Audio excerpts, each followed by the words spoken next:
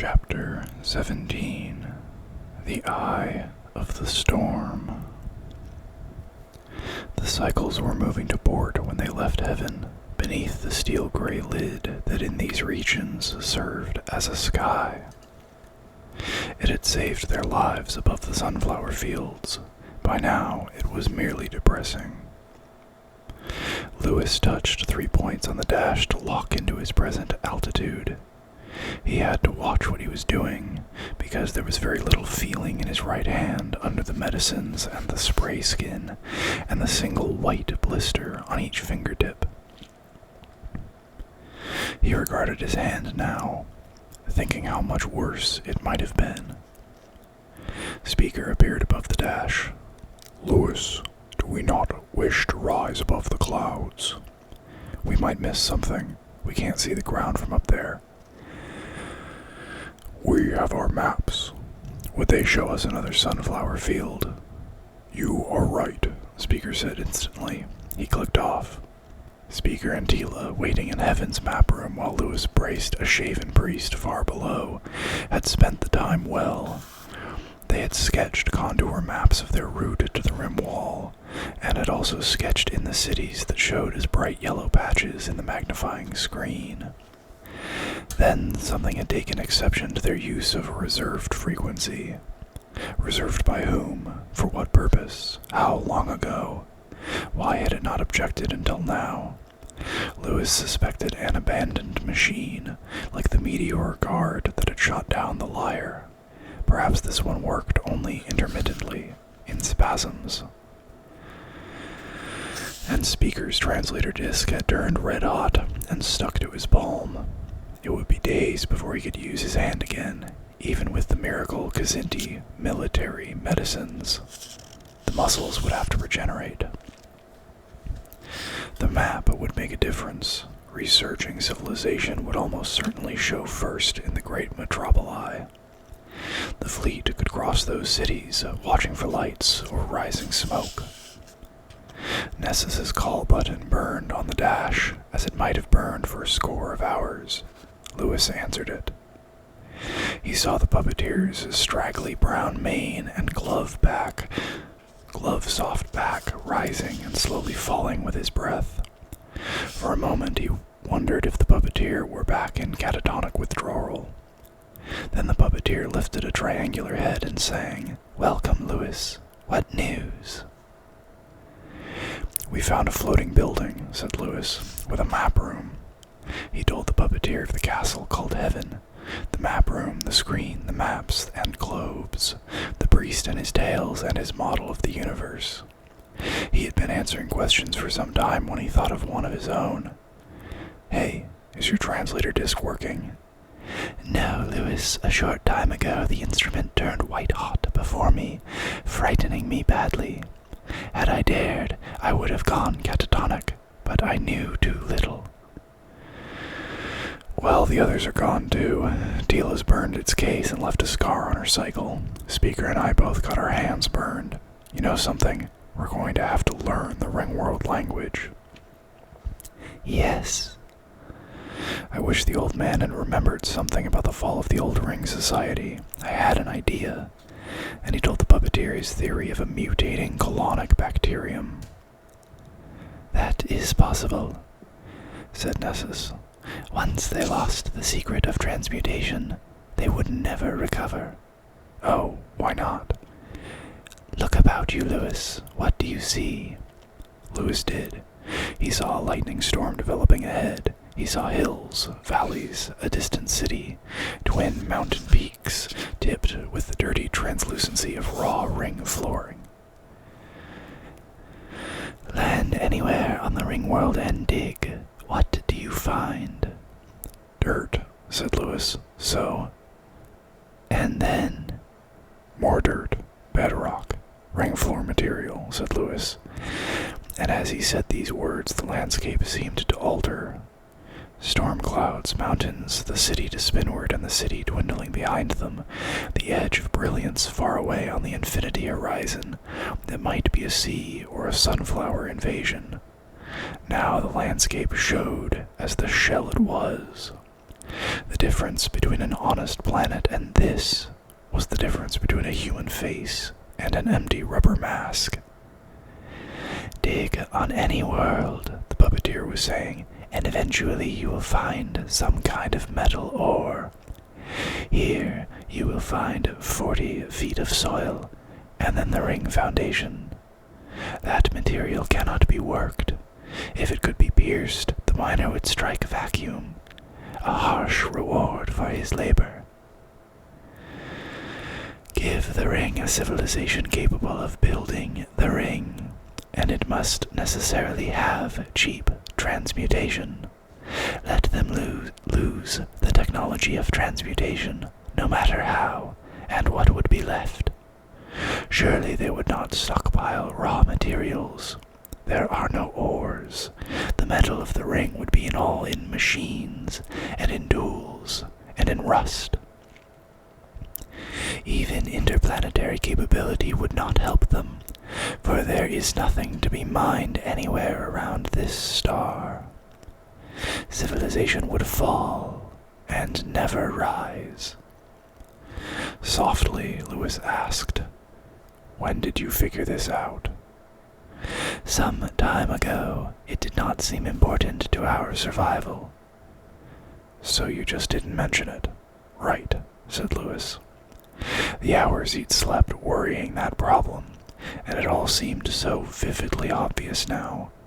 What a trap, what a terrible trap for thinking beings. Lewis looked ahead of him and was marginally aware that Nessus's image was gone. The storm was nearer now, and it was wide. Doubtless the sonic folds could handle it, but still. Better to fly over it. Lewis pulled on a handle, and the fly cycles rose towards the world's gray lid, toward the clouds that had covered them since they reached the tower called Heaven. Lewis's mind ran in idle. Learning a new language would take time. Learning a new language every time they sat down would be impossible. The question was becoming crucial. How long had the ring natives been barbarian? How long since they had all spoken the same language? How far had the local languages diverged from the original? The universe blurred, then went entirely gray. They were in the clouds. Tendrils of mist streamed around the bubble of Lewis's sonic fold. Then the cycles broke through into the sunlight. From the Ringworld's indefinite horizon, a vast blue eye looked at Lewis Wu across a flat infinity of cloud. If God's head had been the size of Earth's moon, that eye would have been about the right size. It took Lewis a moment to grasp what he was seeing. For another moment his brain flatly refused to believe it. Then the whole picture tried to fade like a badly illuminated hollow. Through the humming in his ears he felt, or heard, someone screaming. Am I dead? He wondered. And is that Nessus screaming? But he'd cut that circuit. It was Tila. Tila, who had never been afraid of anything in her life. Tila, who covered her face with her hands, hiding from that vast blue stare. The eye lay dead ahead, dead to port. It seemed to be drawing them towards itself. Am I dead? Is the Creator come to judge me? Which Creator? It was finally time for Lewis Wu to decide which creator he believed in, if any. The eye was blue and white, with a white eyebrow and a dark pupil. White of cloud, blue of distance, as if it were part of the sky itself. Lewis, Tila screamed, do something. It isn't happening, Lewis told himself. His throat was a column of solid ice. His mind ran about in his skull like something trapped. It's a big universe, but some things really are impossible. Lewis. Lewis found his voice. Speaker, hey, Speaker, what do you see? The Kazin took his time answering. His voice was curiously flat. I see a great human eye ahead of us. Human? Yes, do you see it too? The word Lewis would never have used made all the difference. Human. A human eye. If the eye were a supernatural manifestation, then a Kazin should see a Kazinti eye, or nothing at all. Then it's natural, he told himself. It has to be. Tila looked at him hopefully. But how was it drawing them towards itself? Oh, said Lewis Wu. He moved the steering handle hard right. The cycles curved away to spinward. This is not our route, Speaker said instantly. Lewis, bring us back, or put the fleet under my command. You aren't thinking of going through that thing, are you? It is too large to go around. Speaker, it's no bigger than Plato Crater. We can circle it in an hour. Why take chances? If you are afraid, drop out of formation, Lewis. Circle the eye and meet me on the other side. Tila, you may do the same. I will go through. Why? Lewis's voice sounded ragged even to him. Do you think that accidental cloud formation is a challenge to your manhood? My what? Lewis, my ability to procreate is not at issue. My courage is. Why? The cycles fell across the sky at cruising velocity 1,200 miles per hour. Why is your courage at issue? You owe me an answer. You're risking our lives. No, you may go around the eye. And how do we find you afterward? The Kazin considered. I concede the point. Have you heard of the Kadapt Preacher heresy? No. In the dark days that followed the fourth truce with man, Mad Kadapt Preacher headed a new religion. He was executed by the Patriarch himself in single combat, since he bore a partial name, but his heretical religion survives in secret to this day. Kadapt Preacher believed that God the Creator made man in his own image. Man? But Kadapt Preacher was a Kazin. Yes, you kept winning, Lewis. For 3 centuries and 4 wars you had been winning. Kadapt's disciples wore masks of human skin when they prayed. They hoped to confuse the Creator long enough to win a war. And when you saw that eye peering over the horizon at us... Yes. Oh boy. I put it to you, Lewis, that my own theory is more likely than yours. An accidental cloud formation. Really, Lewis. Lewis's brain was working again. Strike accidental. Maybe the Ringworld engineers set up the eye formation for their own amusement, or as a pointer to something. To what? Who knows? Something big. An amusement park, a major church, the headquarters of the Optometrists' Union. With the techniques they had, and the room, it might be anything. A prison for peeping toms, said Tila, suddenly getting into the spirit of the thing. A university for private detectives. A test pattern on a giant Trides set. I was as scared as you were, Speaker. Tila sounded normal again. I thought it was. I don't know what I thought, but I'm with you. We'll go through together. Very well, Tila. If he blinks, we'll both get killed. The majority is always sane, Lewis quoted. I'm going to call Nessus. Finnegal, yes. He must have gone through it already, or around it. Lewis laughed harder than he ordinarily would have. He had been very frightened. You don't think Nessus is breaking trail for us, do you? Huh? He's a puppeteer. He circled around behind us. Then he probably slaved his cycle to Speaker's. That way Speaker can't catch him, and any danger he's likely to meet will meet first. Speaker said, You have a remarkable ability to think like a coward, Lewis. Don't knock it. We're on an alien world. We need alien insights. Very well. Call him, since you and he seem to think so much alike. I intend to face the eye and learn what lies behind it, or within it. Lewis called Nessus. In the intercom image, only the puppeteer's back was visible. His mane stirred slowly with his breathing. Nessus, Lewis called, then louder. Nessus. The puppeteer twitched. A triangular head rose in inquiry. I was afraid I'd have to use the siren. Is there an emergency? Both heads came up, quiveringly alert. Lewis was finding it impossible to return the vast blue stare ahead of him. His eyes kept sliding away. He said, "A kind of emergency. My crazy teammates are about to wreck themselves. I don't think we can afford to lose them." Explain, please. Look ahead of you and tell me if you can see a cloud formation in the shape of a human eye.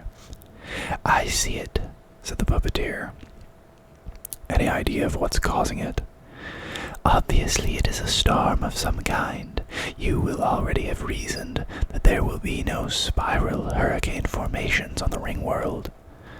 Oh, Lewis hadn't even wondered about that. The spiral form of a hurricane derives from Coriolis force, from the difference in the velocities of two air masses at different latitudes. A planet is a rotating spheroid. If two masses of air move toward each other to fill a partial vacuum, one moving north and the other south, their residual velocities will carry them past each other. Thus, a whirlpool of air is formed. I know what causes hurricanes.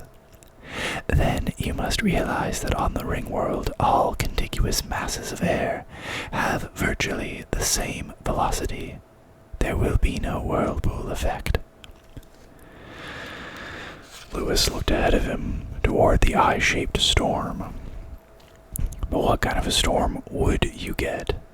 None at all, I'd think. You wouldn't want any circulation of air at all. Untrue, Lewis.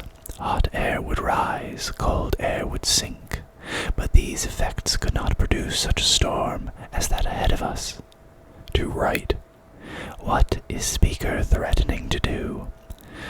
Fly through the center of that finical-sired thing with Tila loyally following after him.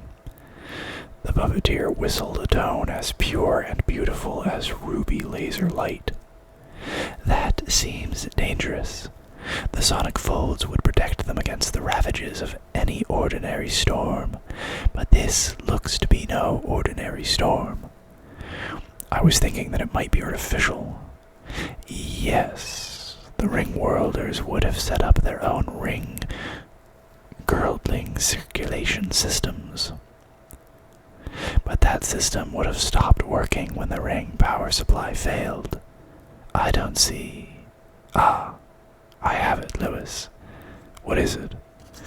We must postulate an air sink, a region where air disappears near the center of the storm. All the rest follows.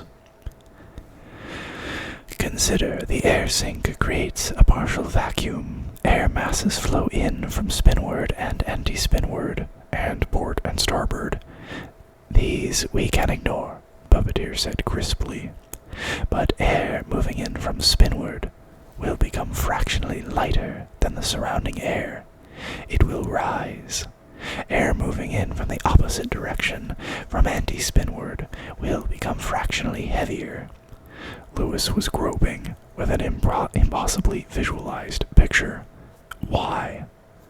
From anti-spinward it comes, Lewis. Its rotational velocity is increased fractionally with respect to the ring. Centrifugal force causes it to sink slightly. It forms the lower eyelid of the eye. The air from spinward, rising, forms the upper eyelid. There is a whirlpool effect, surely, but the axis of the whirlpool is horizontal. Were on a planet, it would be vertical. But it's such a minor effect. But it is the only effect, Lewis. There is nothing to interfere with its action or to stop it. It might go on for millennia, building to what you see now. Maybe. The eye seemed less frightening now. As the puppeteer had said, it must be some kind of storm. It was all the colors of a storm, of black clouds and upper sunlit white clouds, and the dark eye of the storm acting as the iris of the eye. The problem is the air sink, of course. Why does air disappear near the center of the storm? Maybe a pump is still working in there. I doubt that, Lewis. If that were so, the air disturbances in this vicinity would be planned. Well, have you noticed the places where the ring foundation material pokes through the soil and the bedrock? Surely such erosion must be unplanned. Have you noticed how such places appeared more frequently as we neared this place? The ice storm must have upset weather patterns for tens of thousands of miles around, over an area greater than your world or mine. This time it was Lewis who whistled, Tange for torment, but then, oh, now I see, there must be a meteor puncture in the center of the ice storm.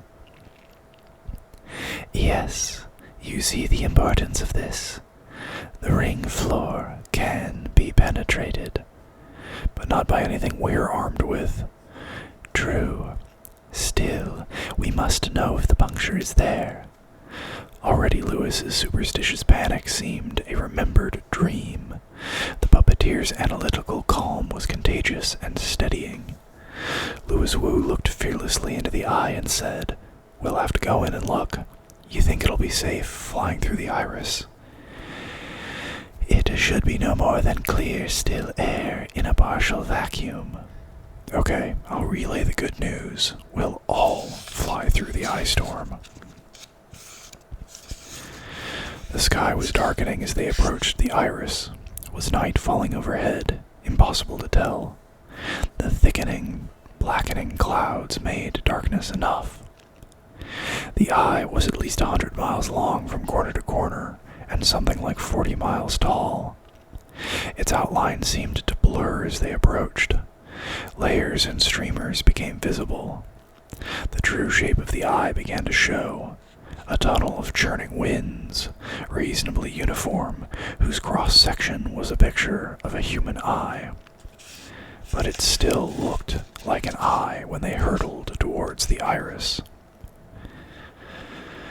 It was like falling into the eye of God. The visual effect was horrifying, terrifying, almost comically overdone. Lewis was ready to laugh or scream or black out. It would only take one observer to find out whether there was a hole in the Ringworld floor. Lewis could go around. They were in. They flew down a black corridor lit by lightning. Lightning flashed almost continuously ahead and behind and on all sides. For a uniform distance around them, the air was clear. Beyond the iris region, opaque black clouds swirled around them, moving at greater than hurricane velocities. The Leaf Eater was right, Speaker roared. It is nothing but a storm. Funny thing, he was the only one out of the four of us who didn't panic when he saw the eye. I guess puppeteers aren't superstitious, screamed Lewis Wu. Tila called, I see something ahead of us. It was a dip in the floor of the tunnel. Lewis grinned with tension and rested his hands lightly on the controls. There might be a tinge of a downdraft over that dip.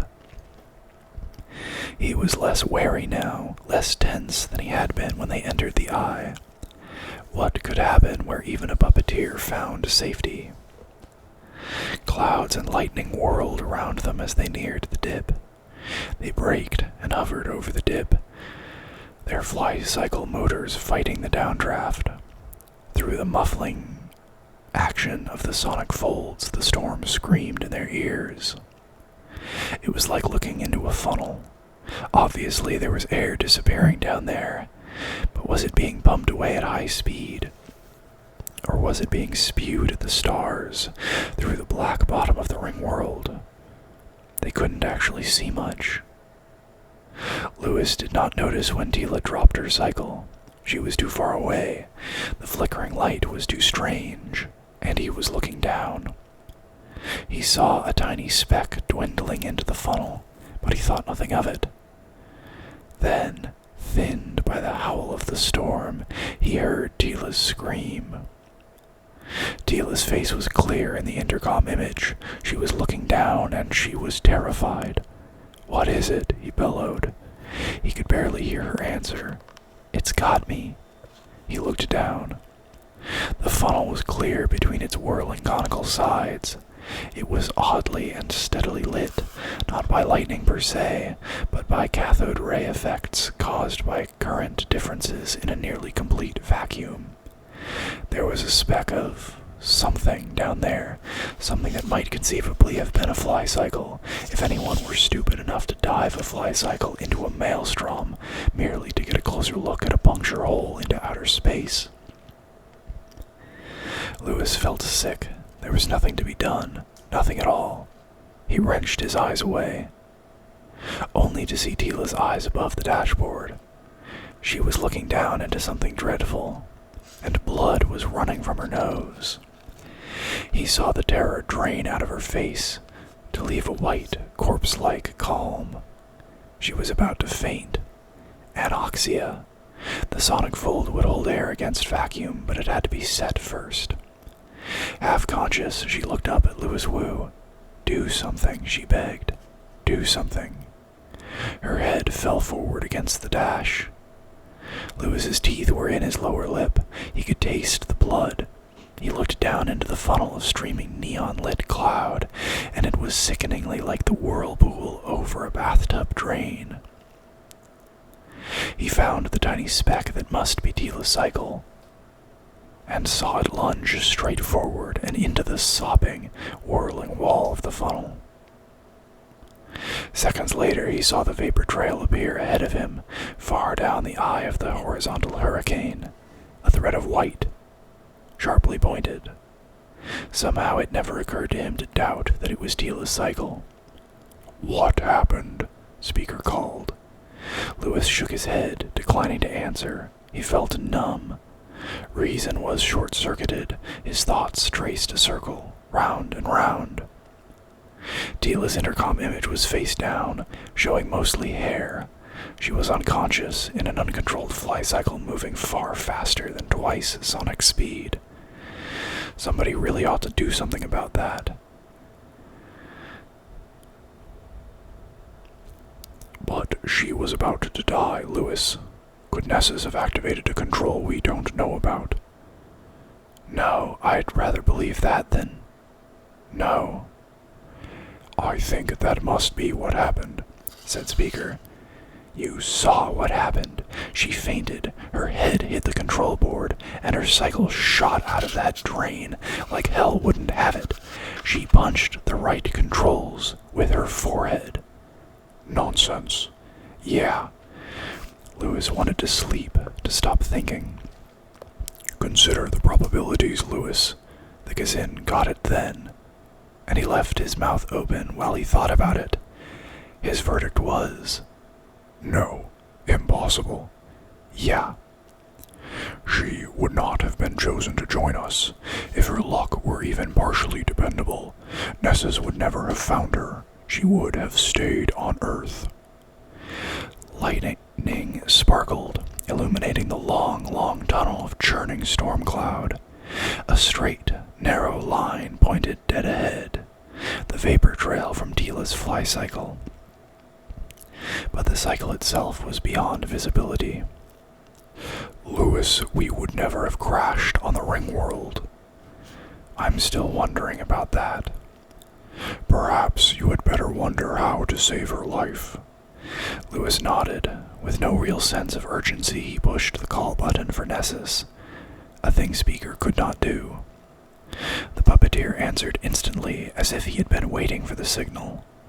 Lewis was surprised to see that Speaker remained on the line. Rapidly, he outlined what had happened.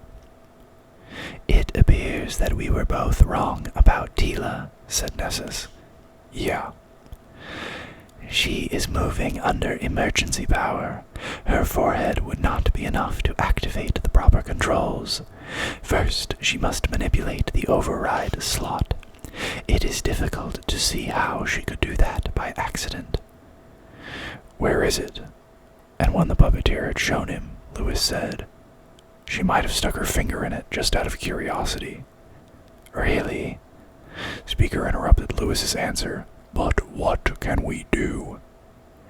When she wakes up, have her signal me, Nessus said crisply. I can show her how to go back on normal thrust, and how to find us afterward. Meanwhile, we can do nothing. That is correct. There is the danger that elements may burn out in the propulsion system. However, her vehicle will avoid obstacles. She will not crash. She is receding from us at Prox Mach 4. The worst danger she faces is anoxia, which can lead to brain damage. I suspect she is safe from that. Why? Anoxia is dangerous. She is too lucky, said Nessus.